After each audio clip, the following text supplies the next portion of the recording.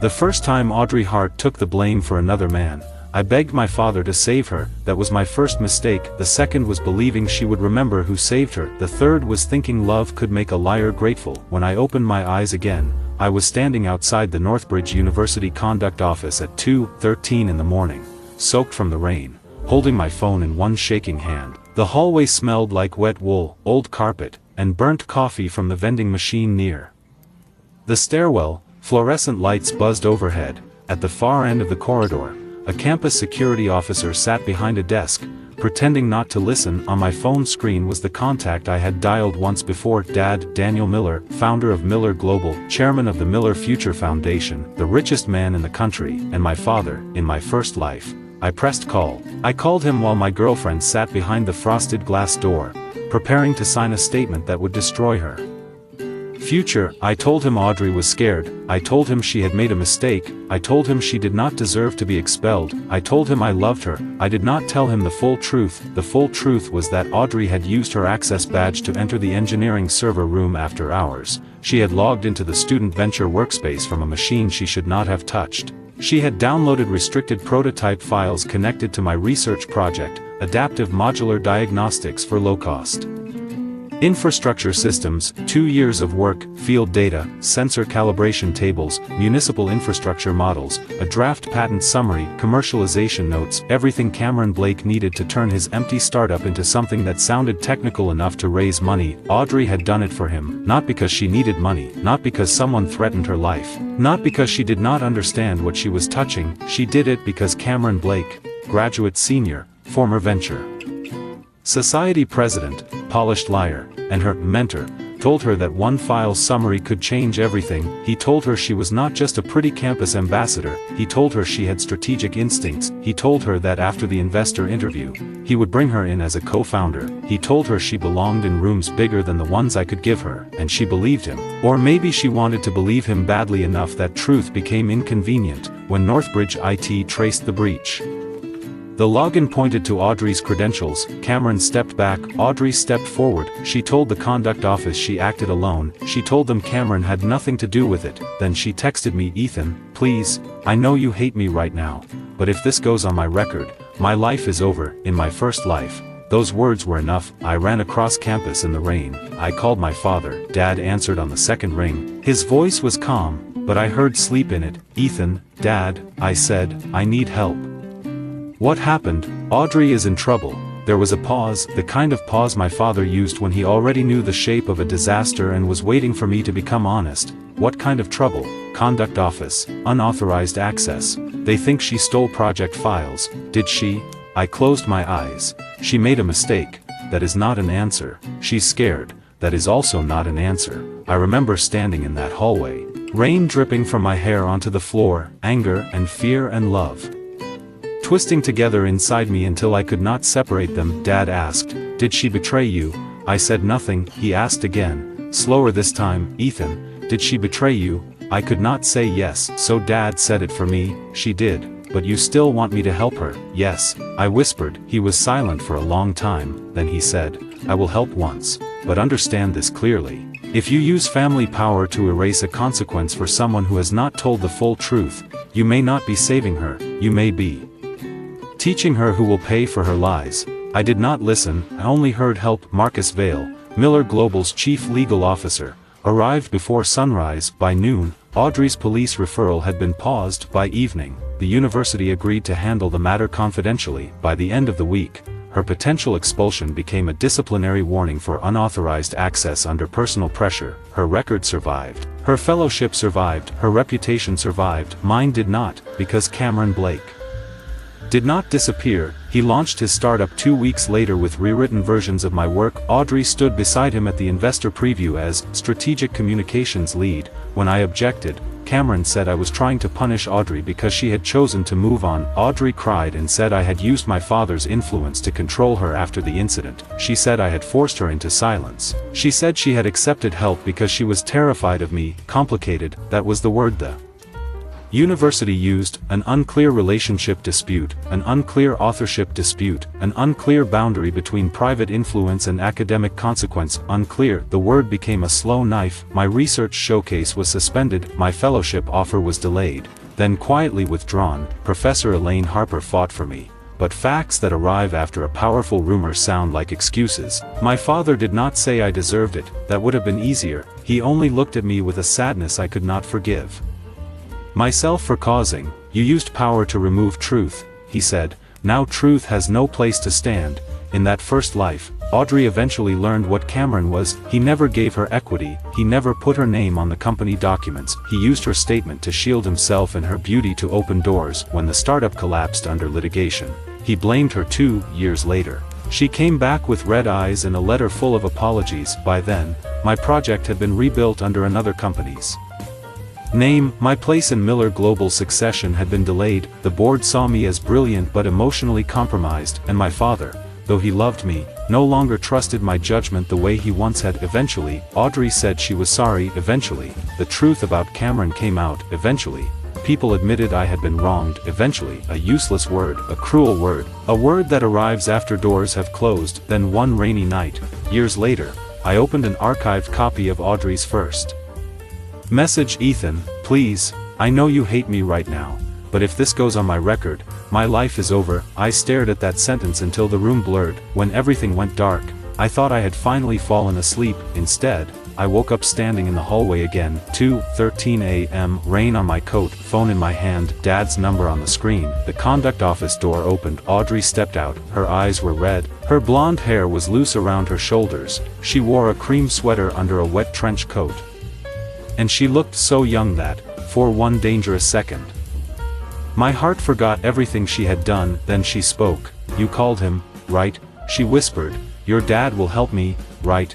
There it was. Not, I'm sorry. Not, I'll tell the truth. Not, I betrayed you. Your dad will help me. In my first life, I heard desperation. In this life, I heard expectation. I looked down at the phone. Dad. My thumb hovered over the call button. Audrey reached for my sleeve. Ethan, please, I know you're angry, but Cameron can't be dragged into this. The hallway became very still. Not outside, inside me. Every old part of me that wanted to protect her stopped breathing. I looked at her hand on my sleeve, then at her face. Cameron can't be dragged into this. She swallowed. I mean, he didn't know how serious it was. Did he know you were using your access? She looked away. That's not the point. It is the only point. Her fingers tightened. Ethan, he has an investor interview tomorrow. If his name gets attached to this, everything he built is over. I almost laughed. Everything he built, with my files, with her login, with the future I once thought she wanted to share with me. I asked, and if your name gets attached to this? Her lips trembled. You can fix that. Clean. There it was. The truth said without shame. I could fix it. Therefore she could choose the lie. In my first life, that destroyed me. In this life, it clarified the room. I removed her hand from my sleeve, gently, completely. Audrey froze. Ethan, I locked my phone without calling. Her eyes widened. What are you doing? I'm not calling him. For a second, she did not understand, then the blood left her face. You said you'd help me. No, I said, you assumed I would. Her breathing quickened. I'm your girlfriend. You were. The word struck her. Were. She stepped back. You don't mean that. I do. Audrey's eyes filled. And in another life, those tears had been enough to bend me into any shape she needed. Not now, she whispered. You're going to let them expel me. I'm going to let the truth proceed. That's the same thing. No, I said. That's why you're afraid. The frosted glass door opened again. Cameron Blake stepped into the hallway. He was 24, tall, composed, wearing a gray coat over a black turtleneck like he had been born inside an investor deck. His hair was neatly pushed back. His expression carried polished concern. In my first life, I thought he looked mature. Now he looked practiced. He glanced at Audrey first, then at me. Ethan, he said softly, this isn't the time to be cold. I looked at him. Good, then we'll be precise. His eyes narrowed almost imperceptibly. Audrey turned toward him like a drowning person seeing land. Cameron, Elham, I didn't mean to hurt him. Cameron stepped closer. Audrey made a mistake. She is already taking responsibility. Punishing her more won't fix anything. I took out my phone. Audrey flinched. Cameron's gaze dropped to the screen. I opened the recorder, then I pressed start. Say that again, I said. Cameron's Face changed. What? You said Audrey is taking responsibility. I want to know whose responsibility she's taking. Audrey whispered. Ethan, don't. I looked at her. Last time, I made a call. This time, I'm making a record. Cameron's polished concern cooled. Recording this is unnecessary. No, I said. It is overdue. And for the first time that night, Cameron Blake looked at me like he had misjudged the man standing in front of him. He had. Cameron Blake recovered quickly. Men like him always do. A slip of surprise, one quiet breath, then the mask returned. He lowered his voice, softened his eyes, and turned slightly toward Audrey so the entire hallway became a stage for his concern. Ethan, I understand you're hurt, he said, but if you turn this into an interrogation, you will only make Audrey more afraid. That was Cameron's talent. He never started with the lie, he started with your emotion. He framed your anger as the problem, your evidence as cruelty, your questions as violence. In my first life, it had worked on me. This time, I held the phone steady. I asked a simple question. Cameron sighed. She made an error in judgment. She admitted it. Did she act alone? Audrey's face tightened. Ethan, did she act alone? Cameron answered for her. She has already given her statement. I looked at him. I'm not asking what she signed. I'm asking what happened. Cameron smiled sadly. The hallway security officer looked toward us. The assistant dean's door down the corridor opened a few inches. Someone inside the conduct office moved papers around. Pretending not to listen, Cameron said, you need to accept that Audrey is trying to do the honorable thing. Honorable, that word almost made me laugh. Audrey, I said, still recording. Who told you to log into the venture workspace? She looked at Cameron. He gave her the smallest shake of his head. Not much. Enough. I saw it. So did my camera, Audrey said. No one told me. I nodded once. Who told you my project summary would help? With Cameron's investor interview, her eyes reddened. I thought it would help. That is not what I asked. Cameron stepped in. She doesn't have to answer you. No, I said. But if she wants me to call my father, she does. Audrey looked at me sharply. Hope and fear crossed her face together. Cameron saw it too. He did not like it. I turned back to Audrey. Did Cameron ask for access to my municipal diagnostics outline? Her silence stretched. Cameron said, this is ridiculous. Everyone knows your project area, Ethan. Infrastructure diagnostics is not state intelligence. Professor Elaine Harper's voice cut through the hallway from behind him. No, but Ethan's field data, architecture maps, calibration tables, and draft patent summary are restricted research materials. Everyone turned. Professor Harper stood near the stairwell with a leather folder under one arm and a face calm enough to terrify weak men. Silver-streaked hair, sharp glasses, no patience for nonsense. My engineering advisor had once told a donor that calling a prototype AI-powered did not make linear regression wear a cape. Had never respected anyone more. She looked at Cameron. Mr. Blake. His expression shifted. Professor Harper, I didn't realize you were here. That is rarely a requirement for my arrival. Mike Reynolds appeared behind her, soaked from the rain, holding 2 coffees and a paper bag. He looked from Audrey to Cameron to me, then at my phone. Are we already recording? Great. I love efficiency.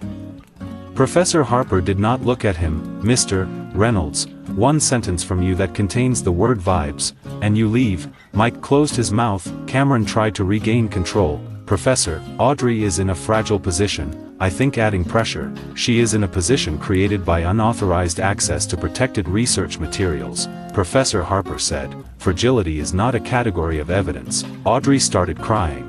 Professor, I'm sorry. I know I did something wrong. Professor Harper turned to her. Then say what you did. Audrey opened her mouth. Nothing came out. Professor Harper waited. That was one of her most dangerous skills. She did not rush silence. Eventually, Audrey whispered, I logged into the venture workspace, using your credentials. Yes, from your device. Audrey hesitated. Cameron's jaw tightened. Professor Harper's eyes sharpened. MS. Heart. Audrey swallowed. No. Whose device? Silence. I watched Cameron. His hands remained relaxed, but his thumb pressed once against his index finger, a tiny gesture. Stress, Audrey said. A shared workstation. Where? The Venture Society office. Professor Harper nodded. Who had administrator request access on that machine? Cameron said. Professor, this is getting highly technical. Good, she said. That is where truth often lives. Mike whispered. Beautiful. Professor Harper looked at him. He stared at his coffee. I asked Audrey, did Cameron tell you not to use your own laptop? Her eyes filled harder. I don't remember. That meant yes, I said. Did Cameron tell you not to leave his name in messages? Cameron's voice sharpened. Enough. Professor Harper looked at him, afraid of memory. Mr. Blake, he smiled thinly. Afraid of harassment? No, I said. You're afraid of chronology, Mike whispered. Also beautiful. Professor Harper inhaled. Mike lowered his head. Audrey looked at me with desperation. Ethan, please, I made a mistake. I already signed. What else do you want from me? The truth. I told them enough. No, I said. You told them enough to protect him. Cameron stepped closer to Audrey. This is emotional manipulation. He's angry because you didn't choose him. There it was, the first turn, in my first life. That phrase became the center of every rumor. Ethan is angry because Audrey didn't choose him. Ethan is jealous of Cameron. Ethan is using family power to control his girlfriend. This time, I looked at Audrey. Are you choosing him? Her eyes widened. What? You are signing a statement that protects Cameron Blake at the expense of your own record, my research, and the truth. Are you choosing him? Cameron said. Don't answer that. Audrey looked between us. For the first time, fear flickered in her. Not fear of the conduct office, fear that the story she had been telling herself might sound ugly out loud. I'm choosing to take responsibility, she said. For whose actions? My own, and his. Cameron's mouth tightened. Audrey whispered. He didn't force me. That's not what I asked. Her voice broke. I love him. The hallway went silent. Mike's eyes closed. Professor Harper looked at the ceiling for half a second, as if asking the institution itself for patience. Audrey realized what she had said. Her face went white. I felt the sentence hit somewhere old, in my first life. She had not admitted it that night. She waited until later, after I had saved her, after Cameron used my work, after she needed to explain why she stood beside him. This time, the truth arrived early, painful, useful, clean. I nodded. Slowly. You love him. Tears slid down her face. I didn't mean, you did. Cameron did not comfort her, not immediately. He was too busy calculating. Audrey turned toward me. Ethan, I'm sorry. No, I said. You're scared. She flinched. I continued. Sorry comes after truth. You haven't reached it yet. Cameron finally touched her shoulder. Audrey, don't let him punish you. She looked at him like she wanted him to tell her what to do. That broke something in me for the second time, not because she loved him, because she had made herself a shield for a man who would not even step fully into the hallway. I opened my email and sent 3 messages while they watched. First, to Professor Harper, formal notice. Audrey Hart has no authorization to access, use, transmit, summarize, represent, or share any materials related to adaptive modular diagnostics. Cameron Blake and any Blake Ventures affiliated entity are also unauthorized. Please preserve all server records and prior access logs. Second, to Northbridge IT, preserve logs for all access to the adaptive modular diagnostics workspace, including device fingerprints, admin requests, file downloads, deletion attempts, external transfers, and login locations from the past 30 days. Third, to Marcus Vale, do not intervene to reduce Audrey Hart's disciplinary exposure. Please preserve evidence only. No pressure on Northbridge. No private resolution. Audrey watched me send them. Her face collapsed. You're really doing this? Yes, you're going to destroy me. No, I said. I'm refusing to erase what you did. That's the same thing. It only feels that way because you planned on being rescued. Cameron's voice went cold. Careful, Ethan. I looked at him. You say that a lot for someone whose name is missing from every risk. For the first time, the mask slipped fully. Just 1 second, a flash of anger, entitlement, fear, then it was gone. You think you can win? He asked quietly. No, I said. I think I can stop losing on purpose. The conduct office door opened. Assistant Dean Lowell stepped out. Ms. Hart, we're ready to complete your written statement. Audrey turned toward me. Her eyes were begging now, not for forgiveness, for the old Ethan, the one who would call Dad, the one who would make the consequence disappear, the one who would bleed quietly later. Ethan, she whispered, please. I looked at the phone in my hand. The recording still ran. Before you sign, I said, understand this, if you sign a statement taking full responsibility, I will not call my father to fix it. Her lips trembled. You don't mean that? I do. I'm scared. I know. You loved me. I did. Then how can you watch this happen? I looked at Cameron, then back at her. Because I finally understand I am not watching it happen. I am watching you choose it. She cried harder. Cameron whispered, Audrey, come on, don't let him control you. there, the final push. He wrapped his command in liberation. Audrey wiped her face, then she turned away from me and walked into the conduct office. Cameron exhaled, almost silently, but I heard it, relief. He thought she had sealed his safety. Professor Harper looked at me. Are you sure? The question was not about Audrey, it was about me. I nodded. No rescue, evidence only. Mike stood beside me, rain still dripping from his jacket. For what it's worth, he said quietly. This is the first time you've looked like you're protecting yourself. I did not answer. I watched Audrey sit behind the frosted glass. I watched her pick up the pen. I watched her sign the statement that would once again define the night. But this time, I did not dial my father. This time, the truth would not be purchased out of the room. Audrey thought I was bluffing. That hurt more than I expected, not because she underestimated my anger, because she overestimated my weakness. At 3:07 a.m., after she signed the statement, she texted me from the conduct office. I know you're upset, but I know you won't really let this ruin me. I stared at the message for a long time, then turned my phone face down. Mike sat beside me on the hallway floor with his back against the wall. Professor Harper had gone into the conduct office to request formal preservation. Cameron had stepped outside to call his attorney, which probably meant warning someone to delete things faster. The rain outside had become heavier. Northbridge at night always looked older in rain. Stone buildings, black windows, yellow lamps, empty paths. The kind of campus that made consequences feel permanent.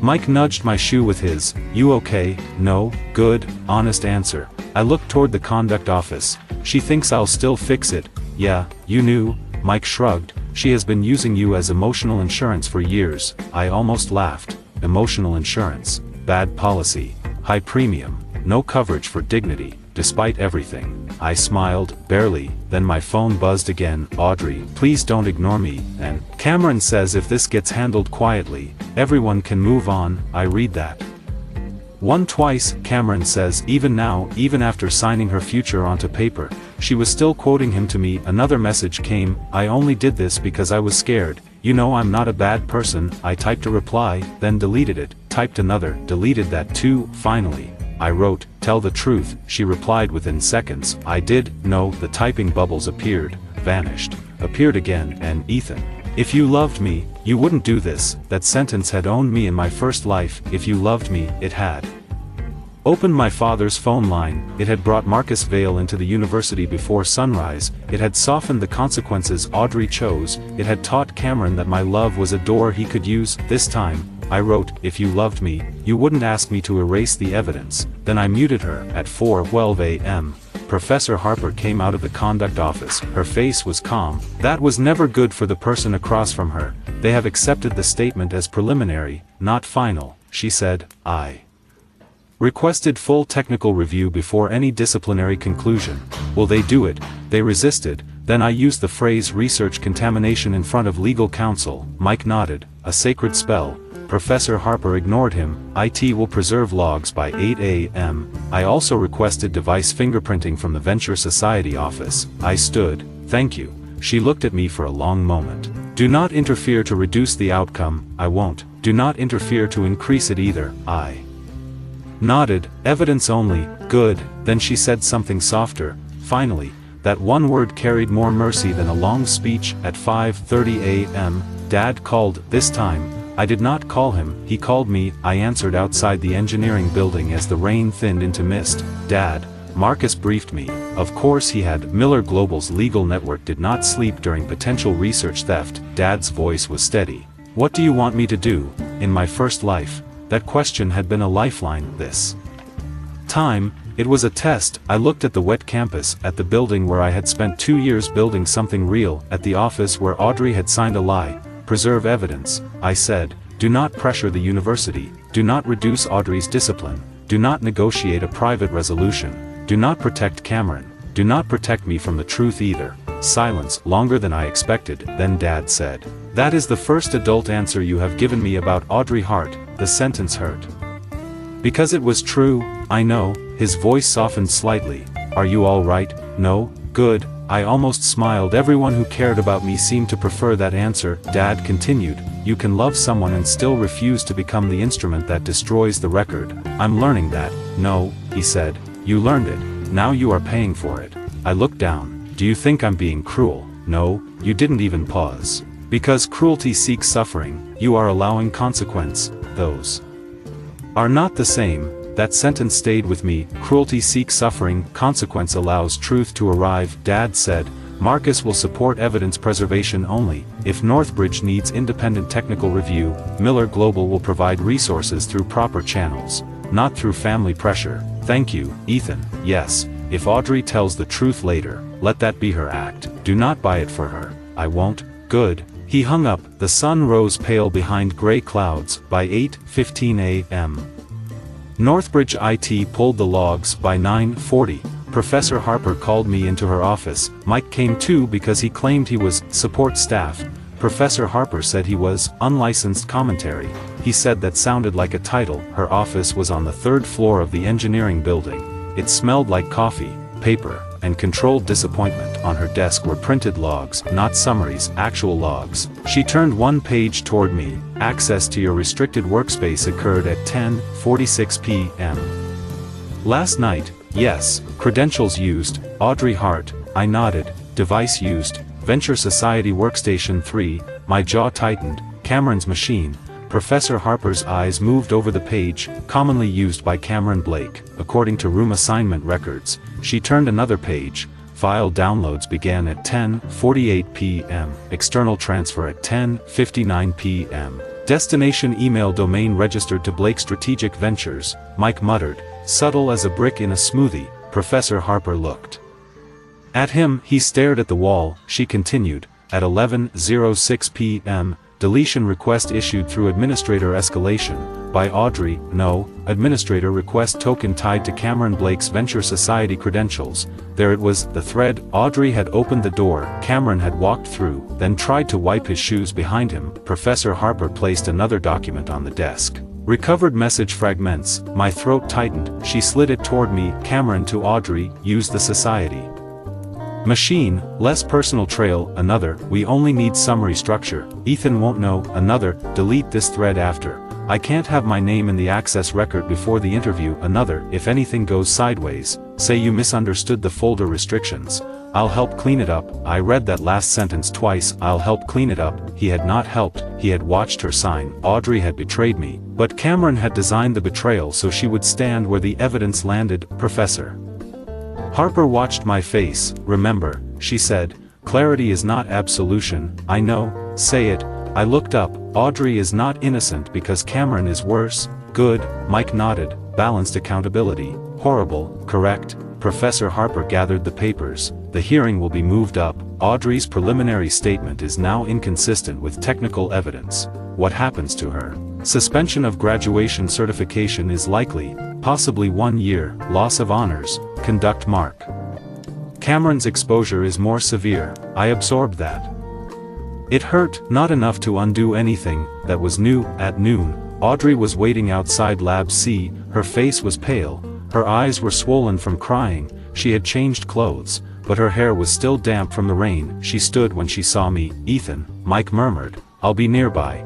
Professor Harper had already warned me not to meet privately, so I stopped in the hallway under a camera. Public, visible, clean. Audrey noticed. Her face twisted. You don't trust me? No. The word landed harder because I did not soften it. She swallowed. I waited all night. For what? For you to call him my father. She looked down. Yes, I told you I wouldn't. I thought you were angry. I was. You still are. Yes. Then maybe you're doing this to punish me. I looked at her. No, if I wanted to punish you, I would let people believe you acted alone and say nothing about Cameron. Her eyes widened. What? I have evidence he directed part of it. She stepped closer. Then give it to them. I did.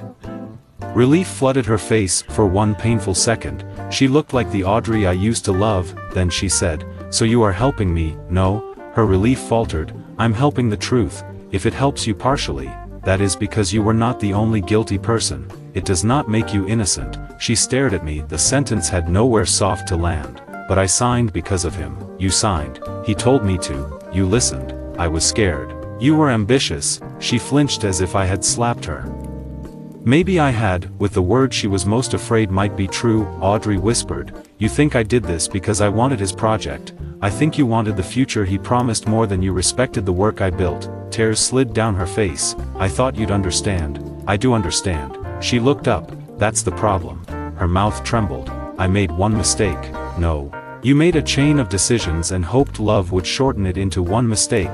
That destroyed her for a second, then pride returned, wounded pride. But pride, so what? You're perfect now. No.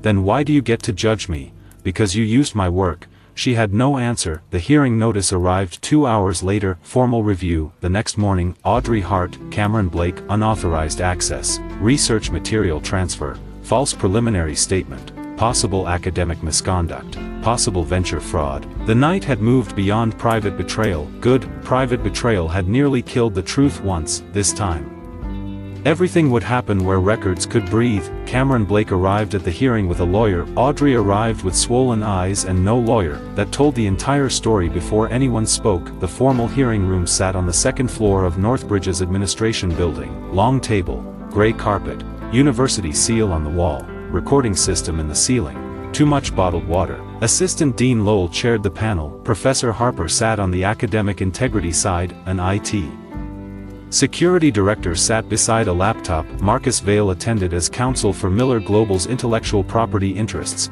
not as my personal weapon. That distinction mattered. I sat at the witness table with Mike behind me. Cameron sat straight, controlled, clean-shaven, wearing a charcoal suit and the grave expression of a man disappointed by everyone else's immaturity. Audrey sat 2 chairs away from him. She kept looking at him. He did not look back. That was the first wound of the hearing. Assistant Dean Lowell began with the preliminary statement Audrey had signed. Audrey Hart admits to unauthorized access of restricted engineering project files, unauthorized download of research materials, deletion of communications, and external transfer of materials. She states that no other student directed or participated in the conduct. Lowell looked up. Ms. Hart, do you affirm this statement today? Audrey opened her mouth. Cameron's lawyer spoke first. My client objects to any implication that Mr. Blake was involved in Ms. Hart's personal actions. Ms. Hart's statement was clear. Audrey turned toward Cameron. He stared forward. The lawyer continued. Mr. Blake had a mentoring relationship with Ms. Hart. It appears Ms. Hart may have misunderstood his general interest in infrastructure commercialization as a request to obtain restricted materials. Any actions she took were unilateral. Unilateral. That word landed on Audrey's face like ice water. She whispered, Cameron. He still did not look at her. The lawyer continued. Mr. Blake had no knowledge of illegal access. He did not request confidential data. He did not receive knowingly restricted materials. If Ms. Hart transferred anything inappropriate, she did so without his authorization. Audrey's breathing changed. In my first life. Cameron had not said it this directly because my father's intervention softened the record too early. This time, he had to defend himself, and defense revealed him. Lowell turned to Audrey. Ms. Hart, do you still maintain that Mr. Blake had no involvement? Audrey's hands trembled. Cameron finally looked at her, not with love, not even with fear, with warning. She saw it. Her lips parted. For 1 second, I thought she would lie again. Then she whispered, no. Cameron's lawyer stiffened. Lowell leaned forward. Please speak clearly. Audrey swallowed. No. I don't maintain that. Cameron said quietly. Audrey, Lowell said. Mr. Blake, do not speak to the witness. Audrey began crying, but she kept going. He asked me to access Ethan's project summary. He said he only needed the structure. He told me to use the Venture Society workstation because it would look less personal. He told me to delete the thread. He said if anything went wrong, he would help clean it up.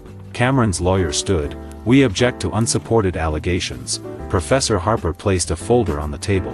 Supported. The room shifted. The IT director connected his laptop to the screen. One by one, the evidence appeared. Login time, 10:46 p.m. Credentials, Audrey Hart. Device, Venture Society Workstation 3. Location, Venture Society Office. Device usage history, primarily Cameron Blake. Download path, Adaptive Modular Diagnostics Restricted Workspace. External transfer, 10:59 p.m. Destination, admin at Blake Strategic Ventures, com. Mailto, admin at Blake Strategic Ventures, com. Deletion request, 11:06 p.m. Administrator escalation token, Cameron Blake. Then the recovered message fragments. Use the Society machine. Less personal trail, we only need summary structure. Ethan won't know, delete this thread after. I can't have my name in the access record before the interview. If anything goes sideways, say you misunderstood the folder restrictions, I'll help clean it up. Audrey covered her mouth. She had known those messages existed once, she had deleted them. Seeing them restored made the truth feel less like memory and more like judgment. Cameron's lawyer asked, "Can you verify full context?" The IT director said. "We can verify sender, recipient, timestamp fragments, and recovery source. Full context is under forensic review." Professor Harper spoke next. "Even with partial context, the technical access pattern is not consistent with MS. Hart acting alone from her own device." Cameron leaned toward his lawyer, whispered. The lawyer said, "Mr. Blake maintains he never intended for MS. Hart to access restricted files." I almost laughed. Intended. When evidence catches the act, people retreat into intention. Lowell turned to me. "Mr. Miller, did you authorize MS. Hart or Mr. Blake to access or use your research materials?" "No." "Did you ever share restricted materials with MS. Hart voluntarily?" "No. I explained broad concepts during our personal relationship, but I did not authorize copying, forwarding, investor use, or technical transfer." "Did you authorize Mr. Blake?" "No." "Were you aware that MS. Hart had contacted Mr. Blake about your project?" "I became aware of it through recovered messages and prior inconsistencies." Cameron finally spoke. "This is absurd. Ethan is only doing this because Audrey and I became close." There it was again, jealousy, the old weapon. I looked at him calmly. "In that case, explain why your company email received my restricted file package before Audrey signed her statement." He said nothing. His lawyer put one hand on his sleeve. Good, professional panic had arrived. Professor Harper submitted the comparative document next. "My research structure, Cameron's investor deck, my municipal diagnostic categories, his infrastructure intelligence verticals, my field calibration constraint language, his adaptive calibration model, my low-cost sensor deployment notes, his modular civic deployment framework." Not word-for-word theft, worse in some ways, translation without understanding. He had copied the bones and replaced the organs with marketing. Professor Harper said, "Mr. Blake's materials show conceptual dependency on Mr. Miller's restricted research. They do not demonstrate independent technical development." Cameron's face darkened. Audrey stared at him. "You told me you just wanted to understand it." He snapped before he could stop himself. "And you told me you could get it." The room went still. His lawyer closed his eyes. Mike whispered behind me, "And there it is." Professor Harper did not correct him this time. Lowell asked Cameron, "Mr. Blake, did you just state that MS. Hart told you she could get the material?" Cameron's jaw tightened. "I misspoke." Marcus Vale spoke for the first time. "The record will reflect the statement." Cameron looked at Marcus with hatred. Audrey was shaking now, not from fear of the university, from the collapse of the man she had protected. She turned to him fully. "You were going to let me take all of it?" Cameron said nothing. "You told your lawyer I misunderstood you." "Still nothing." "You said you would help clean it up."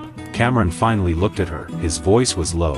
"You signed the statement." Audrey flinched. That was the cleanest confession of character he could have offered. "You signed, not I'm sorry, not I forced you, not I panicked. You signed, meaning the burden was hers now." I watched Audrey understand what I had understood too late in my first life. Cameron did not love her. He did not even respect her. He had simply found a beautiful, ambitious woman with access to someone useful and convinced her betrayal was loyalty. The panel adjourned for review after 3 hours. When we returned, the outcomes were not final legal judgments, but university actions. Audrey Hart, unauthorized access, unauthorized transfer, failure to disclose another student's involvement in preliminary statement, deletion of communications, disciplinary suspension for 1 academic year, graduation certification deferred, loss of ambassador honors, removal from all venture leadership eligibility, mandatory ethics review before reinstatement. Cameron Blake, directed unauthorized access, received restricted materials, false statements to the panel, possible research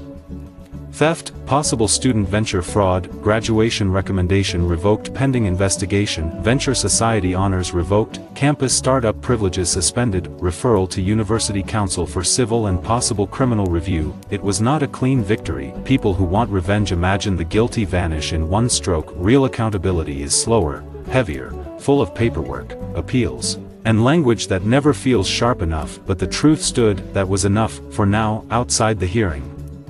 Room. Audrey followed me into the corridor. Ethan, I stopped under the camera. Always public now, always clean, she noticed, her eyes filled. I'm sorry, I waited, I'm sorry I took your files, still nothing, I'm sorry I lied, still nothing, I'm sorry I let Cameron use me against you.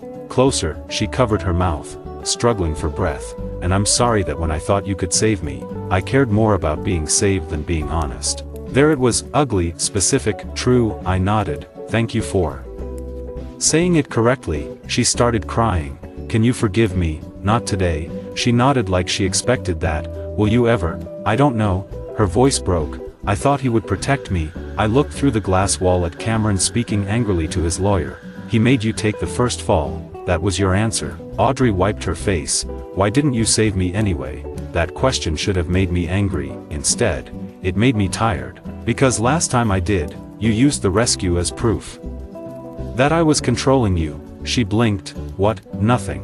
But she kept staring. Maybe some part of her heard the weight beneath it. I said, you wanted my father's power when it could erase your consequence. You did not want my truth when it could prevent your mistake. She closed her eyes. That's not fair. It is. She had no answer. Marcus approached from the elevator. Ethan, your father asked me to remind you tomorrow's announcement remains scheduled. He would like you on stage as founding student architect. Audrey looked up. Miller Global's announcement. Marcus paused. Yes. Her eyes moved from Marcus to me. Miller Global. I said nothing. Her face slowly drained of color. Ethan, what is your connection to Daniel Miller? I looked at the woman who had once believed Cameron was my better future. Then I said, you're about to find out. The Future Builders Endowment announcement took place the next morning. Northbridge University tried to make the day look clean. That is what institutions do. They polish marble after blood, they print programs after misconduct, they arrange flowers beside doors where people cried the night before. The alumni hall glittered under chandelier light, rows of white chairs faced the stage, students, faculty, donors, reporters, trustees, and invited families filled the room. Audrey sat in the back row, not as a graduating honors student, not as a campus ambassador, not as Cameron Blake's future co-founder, just Audrey Hart, suspended pending completion, eyes hollow, hands folded tightly in her lap. Cameron was not there. His attorney had advised silence. Good advice. Late, Professor Harper sat near the front with the engineering faculty. Mike stood at the side, holding a program and wearing the expression of a man fighting every urge to add commentary. My father arrived at 10 a.m. Daniel Miller entered through the side doors with Marcus Vail and President Marsh. The room changed before anyone announced him. That was real power. It did not need rented cars, it did not need fake investor language, it did not need a young woman to risk her future for its credibility. It entered, and people adjusted. President Marsh introduced him with careful dignity. Northbridge University is honored to welcome Daniel Miller, founder of Miller Global and chairman of the Miller Future Foundation. The applause was immediate. Dad stepped to the podium, dark suit, no tie, old work boots my mother had tried to replace every year since I was 15. He waited until the room settled. I built my first company because someone believed a student without wealth still deserved tools, he said. That trust changed my life. But support without safeguards can be exploited, talent without records can be stolen, and young builders can be harmed by people who know how to package ambition better than they know how to earn it. The hall went still. Everyone knew enough about the hearing to understand the shape of the words. Dad continued, today, Miller Global and the Miller Future Foundation are committing $5 billion to establish the Future Builders Endowment at Northbridge University. The fund will support student research, startup formation, technical commercialization, legal protection, and independent integrity review. The screen behind him changed. Future Builders Endowment, research protection, founder integrity, student legal support, ethical commercialization. Dad looked across the students. This fund exists because no student should need a famous last name to have their work protected. No founder should lose authorship because someone with better social access knows how to imitate confidence. No relationship should become a channel for stealing another person's future. Audrey lowered her head. Dad turned slightly toward me. My son, Ethan Miller, asked to attend Northbridge without public family identification. He wanted his work judged before his name. The screen changed. Ethan Daniel Miller, principal researcher, adaptive modular diagnostics, founding student architect, Miller Global Air, a sound Moved through the hall, not applause yet, shock, whispers, chairs shifting. Someone in the back said, "Ethan is Daniel Miller's son." Another voice whispered, "Audrey cheated on him with Cameron." Another, "Cameron stole from him." Audrey looked at the screen like it had wounded her, not because I had become someone else, because I had always been Ethan. She simply never knew what that meant. I walked onto the stage. Dad handed me the microphone. For a moment, I looked at Professor Harper. She nodded once. That was all. Then at Mike, he gave me 2 thumbs up and immediately tried to make it look professional. Then at Audrey, she was crying silently. I did not look away from her quickly. I let the moment exist. Then I faced the room. I came to Northbridge because I wanted to build something real without my family name standing in front of me, I said. That choice taught me more than I expected. The hall quieted. It taught me that real work is often invisible until someone tries to take it. It taught me that unclear boundaries protect the person most willing to lie, and it taught me that power should not be used to erase truth just because the truth hurt someone we love. Audrey covered her mouth. I continued, I once believed love meant saving someone from every consequence. I no longer believe that. If a person chooses to lie for someone else, the answer is not to make the lie safer, the answer is to let the truth become clear. No one moved. This fund is designed to protect builders before damage becomes irreversible. It will require verified contribution records, real funding disclosures, independent technical review, and legal support for students whose work is misused. I paused. No student should have to call a billionaire father to protect a project. No student should be pressured into silence by love, status, fear, or ambition. And no one should mistake being rescued from consequence for being innocent. The applause began slowly, then grew, not like a party, like recognition. I stepped back. Dad looked at me with something I had lost once and thought I would never see again, trust. After the announcement, the hall became controlled chaos. Reporters wanted comments, donors wanted to shake hands, students wanted to ask about applications, faculty wanted policy details. Mike wanted to make a flowchart titled "How Not to Steal Your Boyfriend's Research." Professor Harper said she would personally destroy the printer. He folded the paper. Audrey waited near the back until the crowd thinned, then she walked toward me. Marcus noticed first. I nodded once to let her approach. Public space, cameras nearby, doors open, clean. Audrey stopped several feet away. Her face was pale. "I didn't know," she said. I looked at her. "I know, if I had known." "Stop." Her mouth closed. "That sentence will only make this worse." Tears slid down her cheeks. "I mean, I never would have used my work." She closed her eyes. "Yes. That is the problem." She opened them slowly. I said, "You would have respected my father's power, not my work." She flinched, then nodded. "That surprised me." "You're right," she whispered. The words came out thin, but honest. "At first, when I saw your name on the screen, my first thought was that I had chosen wrong." I waited. She swallowed. "I hated myself for that, because it meant even then, I was still measuring people by what they could give me. That was closer," she continued, voice shaking. "Then I thought about the hearing, about Cameron's lawyer saying I acted alone, about him not looking at me, about him saying I signed the statement." Her face crumpled. "I didn't choose the wrong powerful man, I chose the wrong version of myself.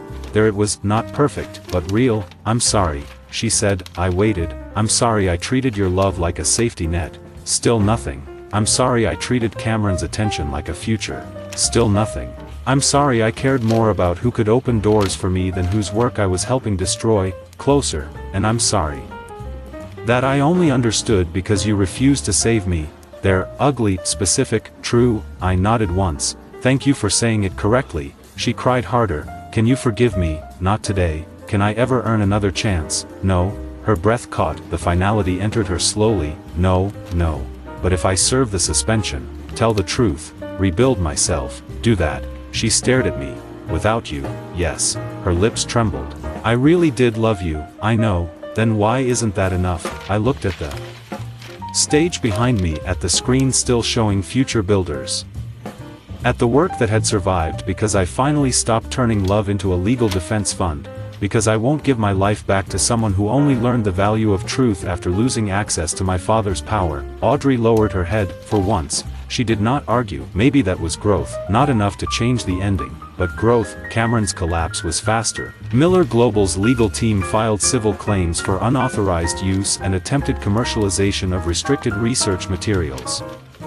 Northbridge revoked his venture privileges, his graduation recommendation was cancelled, his investor interview disappeared, the outside investors who once smiled at him now requested written confirmation that they had never received confidential materials. 3 student founders came forward with similar stories, promises, deposits, strategic access, no paperwork, no equity, no funding. Cameron tried to contact Audrey one last time, she forwarded me the message months later, not because she expected a reply, but because the old story deserved a final record. He wrote, "If you keep quiet, we can still say this was a misunderstanding, you already took responsibility once." Audrey replied, "I took responsibility for you once, you sold me before the ink dried. Never contact me again." That was the first clean line she drew without needing me. Good. A week after the announcement, I flew to New York. The Miller Group board transition meeting took place at midnight in the 48th floor boardroom of Miller Tower. In my first life, I had arrived late, reputation damaged, my father disappointed, the board uncertain. This time, I arrived early. Dad sat at the head of the table, Mom sat near the window. Marcus had the documents ready. The board reviewed succession structure, voting control, foundation governance, risk protocols, executive training, and my formal appointment to the Miller Group succession track. Power did not arrive with shouting, it arrived through signatures. At 12:28 a.m., I signed. At 12:34. Dad placed one hand on my shoulder. "Welcome home," he said. I almost broke then, not from Audrey's tears, not from Cameron's betrayal, from the weight of knowing I had reached the room I once lost because I spent my strength saving someone who was still protecting another man. Years passed, Future Builders expanded beyond Northbridge, then to 10 universities, then 30. Every program carried the same rules. Verified contribution logs, technical access controls, funding disclosure requirements.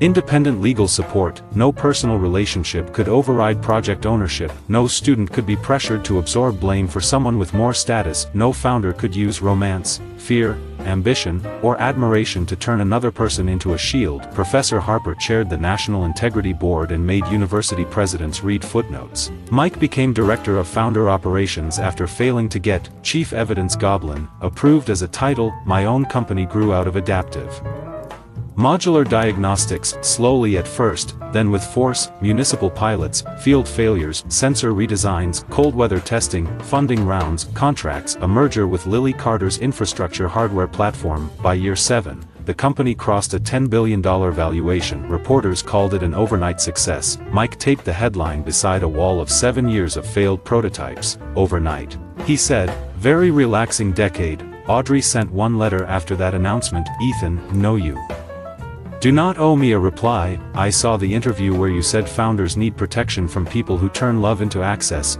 I know I helped teach you that. I wish I hadn't. For a long time, I thought your refusal to call your father was the cruelest thing anyone had ever done to me. Now I understand it was the first honest mercy. If you had saved me again, I would have kept believing I was a good person trapped by a bad situation. I wasn't. I was ambitious without integrity. I was loved and still greedy. For someone else's approval, I helped a man steal from you, then asked you to protect me from the cost. You were right not to. I served the suspension. I finished later. I told the truth in every reinstatement interview.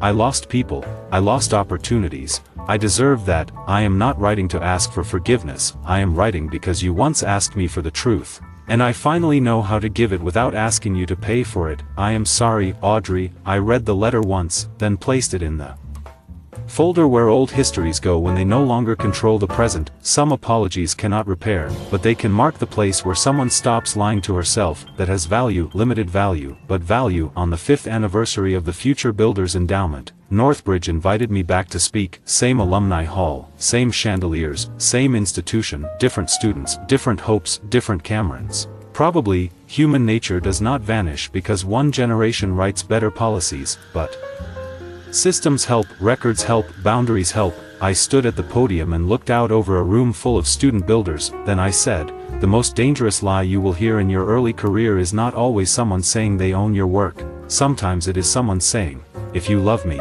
help me hide what happened.'" The room went quiet. Some of you will be asked to blur a line because the person asking is scared. Some of you will be asked to use your access because someone else has a deadline. Some of you will be told that truth can wait until the opportunity is safe. I paused. Truth delayed for someone else's ambition often becomes truth buried under your name. No one laughed. Good. When someone chooses to sign a lie, do not use your love to notarize it. When someone asks for rescue before confession, be careful, you may not be saving them, you may be teaching them that your future is the price of their escape. After the talk, I walked alone past the conduct office. The hallway was brighter now, renovated, new carpet, better lights, different vending machine, but I could still see the old night, Audrey stepping out with red eyes, my phone open to Dad's number, Cameron saying, "She's your girlfriend," my thumb hovering over the call button. In my first life, I made the call, I saved Audrey from the record, and lost myself inside the uncertainty that followed. In this life, I did not call, I recorded. I preserved evidence, I let her statement stand long enough for truth to challenge it. I let Cameron expose himself. I let my father's power protect the system, not erase the consequence. People later told the story like it was about a man who refused to save his girlfriend after she took the blame for her senior. That was the cruel version, the dramatic version, the version that made me sound cold. The real version was different. I did not refuse to save Audrey because I hated her. I refused because the rescue she wanted required me to bury the truth, and I had already lived the life where buried truth grew roots around my throat. She had the right to choose Cameron, she had the right to confess, she had the right to lie until evidence corrected her, but she did not have the right to spend my father's power like a broom to sweep the floor clean behind her. In my first life, I begged the richest man in the country to save the woman I loved. She survived the consequence and helped another man destroy my future. In this life, I let the phone go dark. She finally faced the weight of her own signature. Cameron lost the protection her silence gave him, and I walked into the future I had once delayed for someone who only loved me when I was useful as an exit. That was not cruelty, that was judgment, that was boundary, that was rebirth, and the call I did not make became the first honest decision of my second life.